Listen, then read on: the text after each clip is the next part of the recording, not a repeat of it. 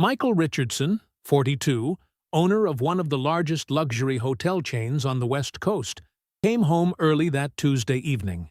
His mansion in the Hollywood Hills was quiet, illuminated only by the soft garden lights. He entered through the kitchen to grab some water when he noticed something strange. In the darkest corner of the room, next to the refrigerator, sitting on the floor with her back against the wall, there was a little girl. She looked about 11, maybe 12 years old. She had brown hair tied in a messy ponytail, an oversized worn sweater, jeans ripped not from fashion, but from wear, and in her trembling hands she held a plate with the leftovers from the dinner he'd left hours before. She ate quickly, almost with shame, hidden like a frightened animal. When their eyes met, the girl froze, terror painted across her thin face. Michael recognized those eyes. They were identical to those of Rosa, his housekeeper of 3 years. This was Emma, her daughter, whom he'd heard about but never met. What Michael discovered in the next few minutes would completely overturn his perfect, orderly life, forcing him to see the world with completely new eyes. And that girl, hidden in the darkest corner of his kitchen, would teach the millionaire the most important lesson of his life. Michael Richardson was a man who controlled every aspect of his existence. From age 25, he'd built a hospitality empire starting from a small bed and breakfast inherited from his grandparents. Now, 17 years later, his Richardson Luxe chain counted 23 hotels across the West Coast, from Seattle to San Diego. He lived in a mansion in the Hollywood Hills with a breathtaking view of Los Angeles. 8 bedrooms, infinity pool, Italian garden maintained by professional landscapers. He'd been divorced for 3 years, no children. His ex-wife Jennifer had left him saying she'd married a man but lived with a robot, that he loved his hotels more than any human being. Maybe she was right. Michael worked 14 hours a day, 6 days a week. The mansion was more a place to sleep than a home. He rarely ate there. He rarely noticed the details. He paid people to take care of everything. Rosa Martinez had been his housekeeper for 3 years. A small, petite woman of 38, always dressed simply, with dark hair pulled back in a bun.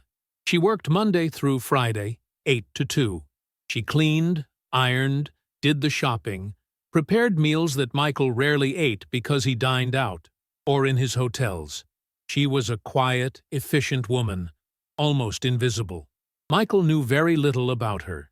He knew she was a widow, that she came from a small town in New Mexico, that she had a daughter, but he'd never gone deeper. Michael's professional relationships were exactly that, professional. Personal questions weren't asked. That Tuesday evening, Michael came home at 7 instead of his usual midnight. An important meeting had been canceled at the last minute. He entered through the kitchen intending to grab water and maybe heat up something Rosa had left in the fridge. The kitchen was modern, all stainless steel and white marble, with a center island and panoramic windows. The lights were off, only the garden illumination filtered through the glass. He was about to turn on the lights when he heard a noise, a held breath, a furtive movement. He turned his head toward the darkest corner of the room, next to the refrigerator and pantry, and he saw her, a child sitting on the floor, her back against the wall, knees pulled to her chest. In her hands was a plate. Michael recognized it. It was from his good china set, with the leftovers from the mushroom risotto Rosa had prepared that day. The child had her fork suspended in midair, enormous, terrified eyes fixed on him. Michael remained motionless, trying to process the scene. Who was this little girl? What was she doing in his house? Why was she eating hidden in a dark corner, as if doing something forbidden? Then he noticed the details. The clothes too big and visibly worn. The thin face with pronounced cheekbones that spoke of chronic hunger, not occasional. The small, red hands, as if they worked too much for her age. And those eyes, brown, almond-shaped, identical to Rosa's. The child slowly lowered the plate, as if expecting to be hit. Her lips trembled, but she said nothing. Michael saw tears forming in the corners of her eyes. Suddenly, the sound of quick steps came from the hallway. Rosa appeared in the kitchen doorway, still wearing her apron. Her face was a mask of pure panic. She rushed toward the child, made her stand with movements that were brusque, almost violent in their desperation. She spoke in Spanish, so fast Michael couldn't understand all the words, but the tone was clear. She was scolding the child, telling her she shouldn't be there, that she'd ruined everything. The child began to cry silently, tears streaming down her thin face while still clutching the plate with leftovers. Rosa snatched it from her hands, quickly placed it in the sink, then turned to Michael. On her face was an expression Michael had never seen in 3 years. It wasn't just fear of losing her job. It was deep shame, desperation, and something else. The wounded pride of a mother forced to humiliate herself. Rosa spoke with a trembling voice but trying to maintain dignity. She explained that the child was Emma, her daughter. Usually she stayed home alone after school, in a studio apartment in East LA that they shared. But that afternoon there had been a problem with the water in the building. No heating, no way to cook. Desperate, Rosa had brought Emma with her to the mansion, promising to keep her hidden, not to let her be seen.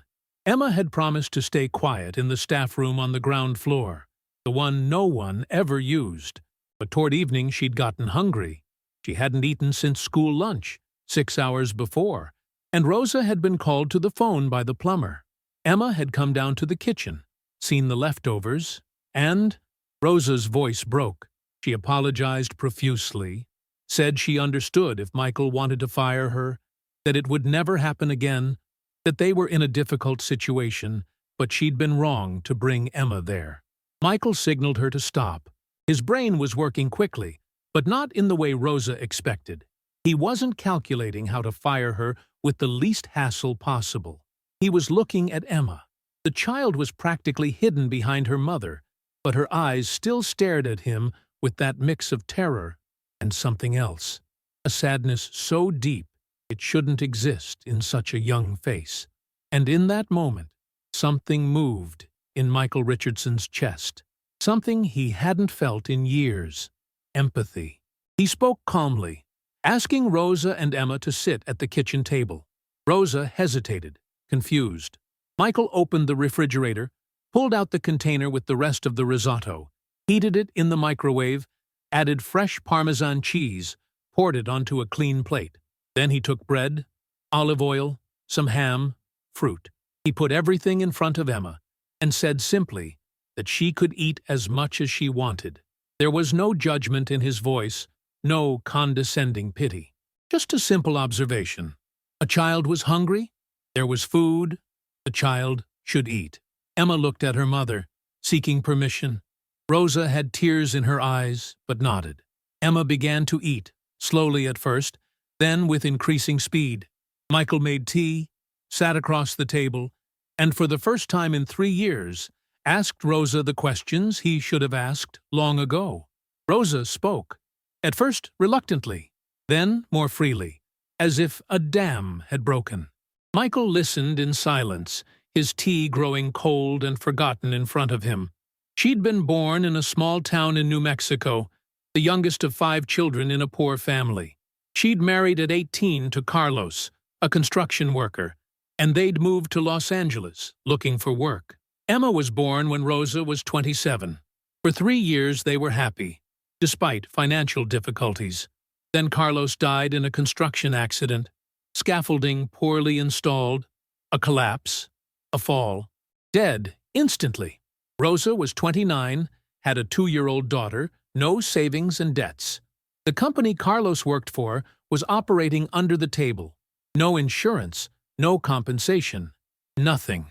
Rosa had done every kind of work: office cleaning at night, babysitting during the day, anything to put together enough for the tiny studio apartment and food.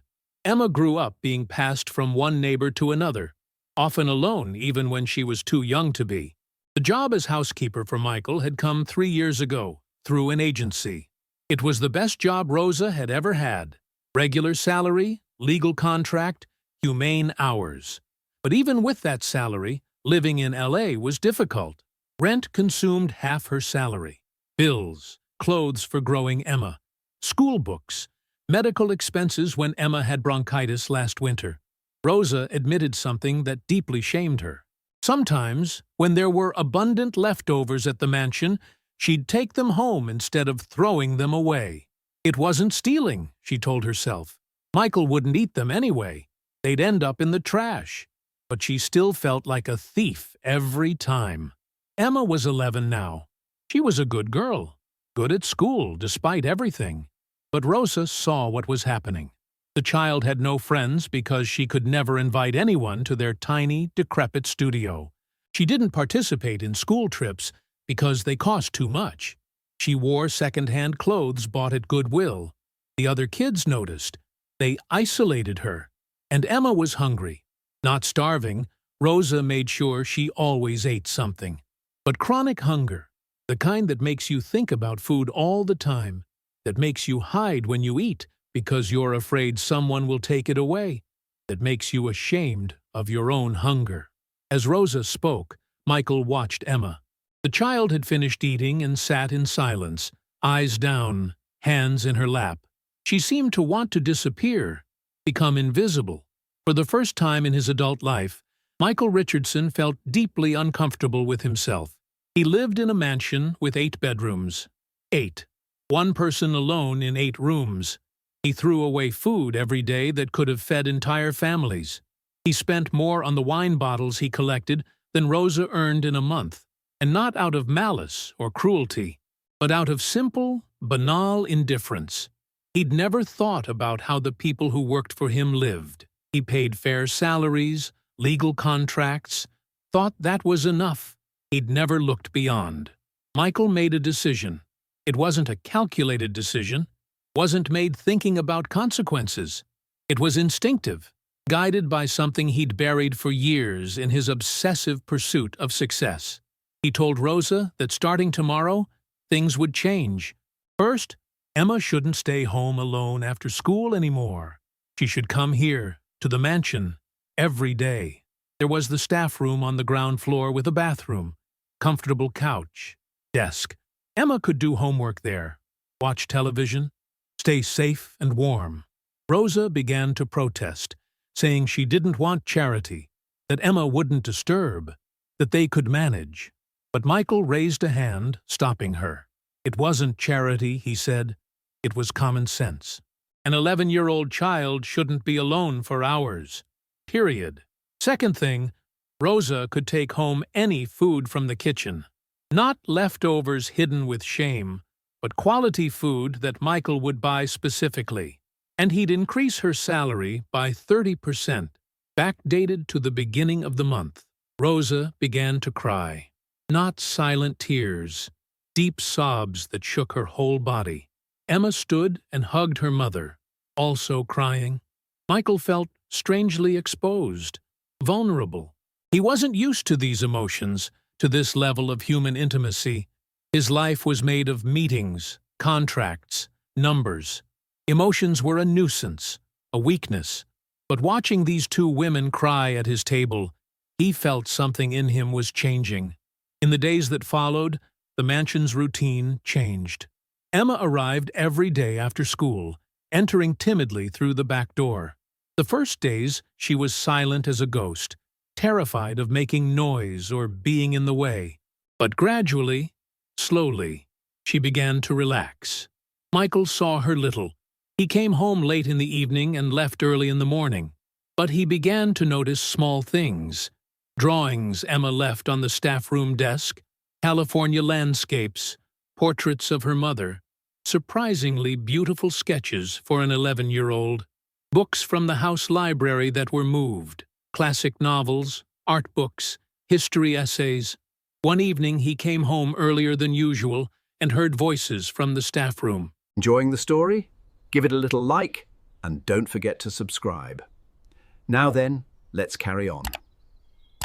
He approached quietly. Rosa was helping Emma with math homework, but it was clear she was struggling. Emma was getting frustrated, her mother apologizing for not knowing how to help better. Michael knocked on the door. He offered his help. He'd studied economics and finance. Math had always been his strong suit. He sat with Emma and explained the problem patiently, breaking it down into simpler parts. Emma's eyes lit up when she finally understood. She smiled, the first time Michael had seen her smile, and for a moment she no longer seemed like a frightened, hungry child. She just seemed like a child. Weeks passed, and the mansion in the Hollywood Hills began to feel alive. Michael came home earlier, ate there instead of in restaurants. Rosa prepared simple but delicious meals. Emma set the table with care. Gradually, they began to talk during dinners. Michael asked about school. Emma shared. She liked art and history.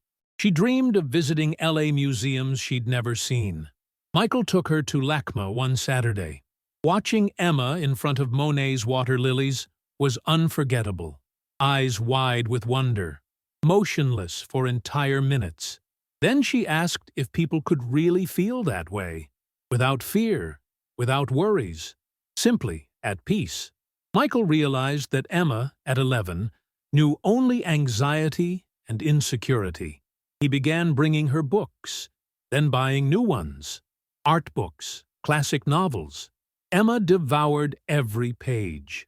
He noticed gaps in her schooling, advanced math, English, science. The public schools in East LA were overcrowded. He hired a private tutor.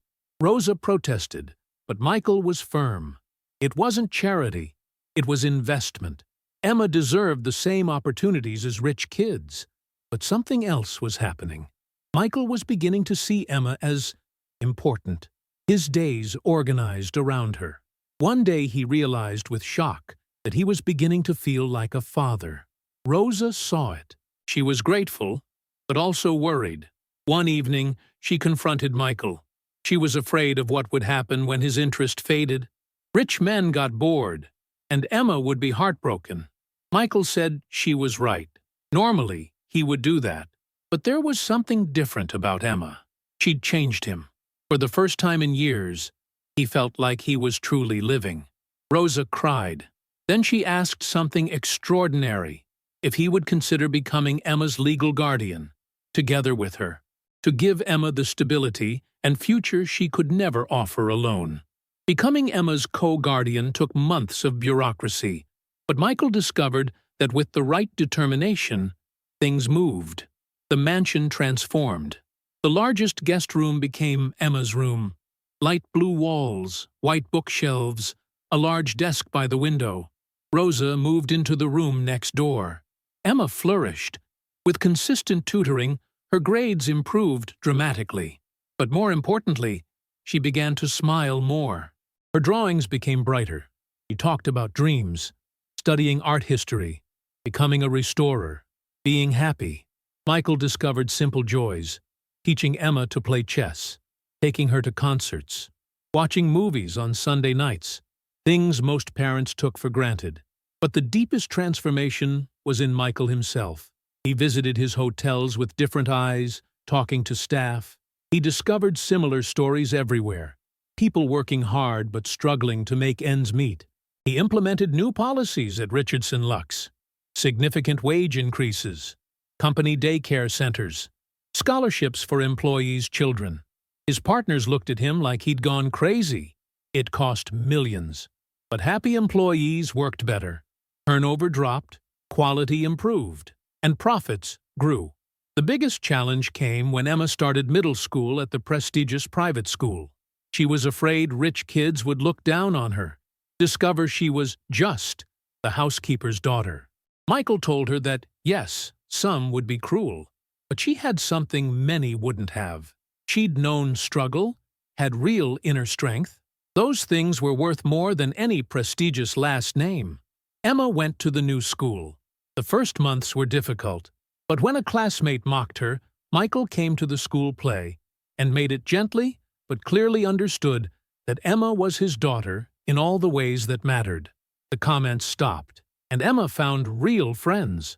2 years after that Tuesday evening when Michael found Emma hiding in the kitchen eating leftovers, life seemed perfect. Emma was 13, excelling at school, had friends, was happy. Rosa worked still as housekeeper, but now in a house that felt like her own. Michael had found a balance between work and family. Yes, family, because that's what these two women had become to him. Then came the crisis. Michael's ex-wife, Jennifer, suddenly returned to his life. She'd heard about the unusual situation, the millionaire husband living with the housekeeper and her daughter. Gossip spread quickly in LA's high society circles. Jennifer arrived at the mansion one Saturday afternoon, unannounced, elegant as always, with a cold smile. She said she wanted to talk to Michael, in private. In the library, Jennifer went straight to the point. She'd done research on the situation. From a legal standpoint, everything was in order. Michael was co-guardian, had rights. But from a social standpoint, it was scandalous. People talked. They said maybe the relationship between Michael and Rosa was more than employer and employee. They said Michael had been manipulated by a clever woman using her daughter to access his wealth. Michael felt rage rising. He said Jennifer knew nothing about Rosa, Emma, their story. Jennifer laughed, a bitter laugh. She said maybe not, but she knew Michael. She knew his obsessive need for control, for projects, for things to fix. Emma was just his latest project. What would happen when he got bored? Jennifer's words planted a seed of doubt. That night, Michael couldn't sleep. What if she was right? What if he was using Emma to fill a void, but would eventually let her down? Was he capable of being a real father, or was he just playing savior? The following days were strange. Michael was distant, lost in thought. Emma noticed immediately. Children have radar for these things. She asked if she'd done something wrong. Michael said no, but couldn't look her in the eyes. Rosa was terrified. She recognized the signs. Michael was withdrawing. His interest was fading. It was exactly what she'd feared from the beginning. The crisis reached its peak 2 weeks later. Michael was in his study, looking out the window, when he heard a knock. It was Emma. She entered timidly, closing the door behind her. She sat and said something that shocked Michael. She said she knew he was doubting, maybe wondering if he'd made the right choice. She said she understood. She was just a kid he'd found eating leftovers. Why should he want to keep caring for her? But then she said something else. She said that regardless of what happened, he'd already given her the greatest gift imaginable. Not the food, not the house, not the expensive school. He'd given her something she'd never had before. The feeling of being seen, of having value, of mattering to someone. Even if everything ended tomorrow, Emma said, with a maturity that transcended her 13 years, she'd carry those memories forever. She'd know that for a brief period of her life, someone had loved her not out of duty, not out of pity, but because he chose to. Michael felt something break inside him. Tears he hadn't cried in decades began to flow. He took Emma in his arms and told her the truth. He said he'd been afraid, that his ex-wife had made him doubt himself. But in that moment, he understood something fundamental. He wasn't saving Emma. Emma was saving him. Before finding her in that kitchen, he'd been an empty man filling the void with work, with success, with things that didn't really matter. Emma had taught him what it meant to love someone more than himself, what it meant to have purpose beyond profit. She wasn't a project. She was his daughter. Maybe not biologically, but in every way that counted. 5 years later, the mansion in the Hollywood Hills hosted an event no one would have imagined possible. Emma, now 18, was graduating from high school with top honors and a full scholarship to UCLA's School of Arts and Architecture. The graduation party filled the garden. There were Emma's classmates, teachers, Richardson Luxe employees who'd become extended family over the years. There were also families Michael had helped over time. Inspired by Rosa and Emma's story, Michael watched Emma through the crowd. She was no longer the frightened child hiding in a corner eating leftovers. She was a confident young woman, kind, brilliant. She wore a simple but elegant dress, spoke with guests with the grace of someone comfortable in their own skin, their own life.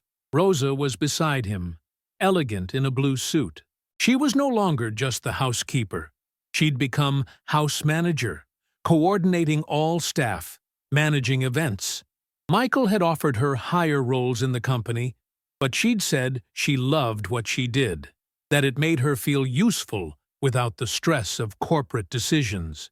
Emma approached them, accompanied by a boy, David, her boyfriend of a year, an architecture student from a middle-class family, a good kid who treated Emma with respect and the adoration she deserved. Emma hugged her mother first, then Michael. She whispered thanks in Michael's ear. He said there was nothing to thank him for. She shook her head. She said there was everything to thank him for. Later, when most guests had left, Michael, Rosa, and Emma sat on the terrace overlooking illuminated Los Angeles below them. Emma talked about her plans: UCLA, then maybe a master's in Paris, then back to America to work in restoration. She wanted to preserve beauty, she said, because she'd learned how precious it was. Michael thought about how it all started: a casual evening, an unexpected return home, a hidden child eating leftovers.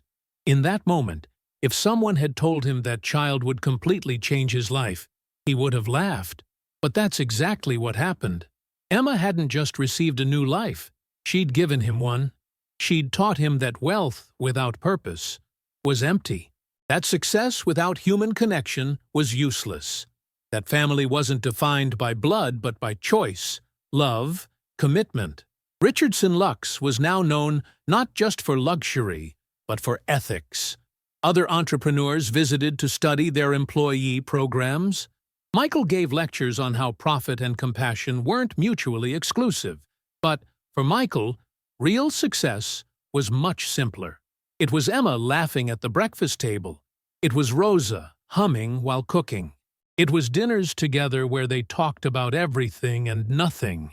It was the feeling of coming home and knowing someone was waiting for you, that you mattered to someone, that you were part of something bigger than yourself. Jennifer had been wrong about one thing but right about another. She'd been right that Michael had a need for projects, for fixing things. But she'd been wrong in thinking Emma was just another temporary project. Because the truth was that Emma had never been a project. She'd been a revelation, a lesson on what it meant to be human in a way Michael had forgotten in his race for success. And as he sat on that terrace with the two women who'd become his family, Michael Richardson, the millionaire who'd built an empire but been empty inside, finally understood what it meant to be truly rich. It wasn't in bank accounts or properties. It was in that moment, that connection, that love no price could buy, but a child hidden in a dark corner had given him freely. Emma rested her head on Michael's shoulder. Rosa smiled, eyes glistening with happy tears, and for the first time in 42 years of life, Michael Richardson felt completely, perfectly at home. The child who once hid eating leftovers now sat as an integral part of a family that had chosen itself. And the man who once saw people as numbers on a balance sheet now understood the priceless value of a human heart. Everything had truly changed, and it all started with the courage to see a hungry child not as a problem to solve, but as a person to love. Like if you believe family is chosen with the heart comment, if you've ever seen kindness change a life, share this story of poverty, dignity, and transformative love. Subscribe for more stories proving humanity always wins. Sometimes the richest people are those who have the least. And sometimes a child hidden in the darkest corner can bring more light than 1,000 crystal chandeliers. Because true wealth isn't measured by what you own, but by what you give and who you choose to love.